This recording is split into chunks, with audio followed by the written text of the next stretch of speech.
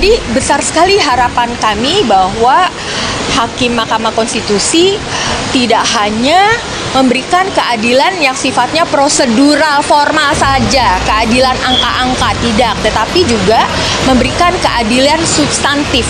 Prof, bagaimana melihat dukungan dari para akademisi, seniman, supaya Majelis Hakim ini tidak hanya memutuskan hal-hal yang bersifat prosedural saja?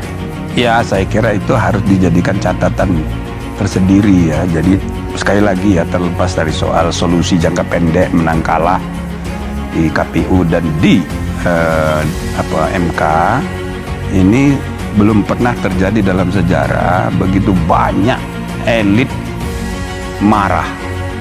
Elit perguruan tinggi, para guru besar. Biasanya yang demo itu mahasiswa, aktivis, buruh, petani. Sekarang yang demo profesor doktor.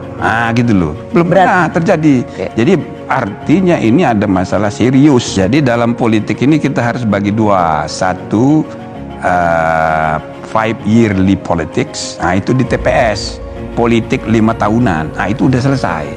Ujungnya nanti putusan MK, siapa menang, siapa kalah, itu 5 yearly politics. Tapi pemerintahan kita 5 tahunan ini berhubungan juga dengan day to day politics yang juga ikut ditentukan, bahkan di public discourse itu dipengaruhi oleh kelas menengah dan elit, termasuk para guru besar ini.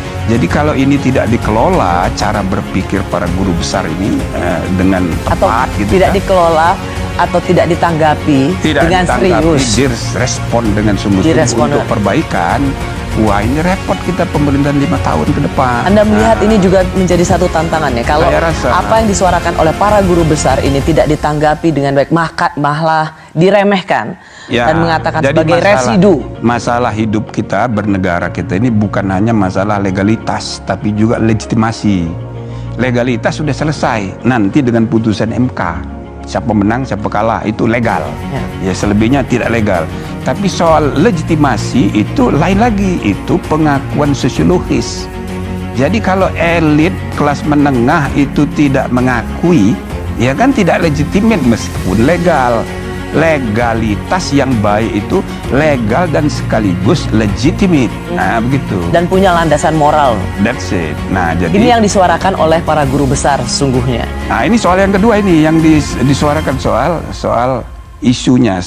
Saya selalu mengatakan dalam sejarah belum pernah ada orang sebegitu marah ya mengenai dua hal. Marahnya marah banget gitu loh, ya sangat emosi. Profesor doktor 3 kali botak saking pinternya, emosinya sama aja dengan orang biasa. Satu mengenai etika, yang kedua mengenai dinasti, nepotisme. Loh kan kita udah bicarakan nepotisme KKN waktu tahun 98, tapi ini kayaknya lebih marah ini, gitu loh.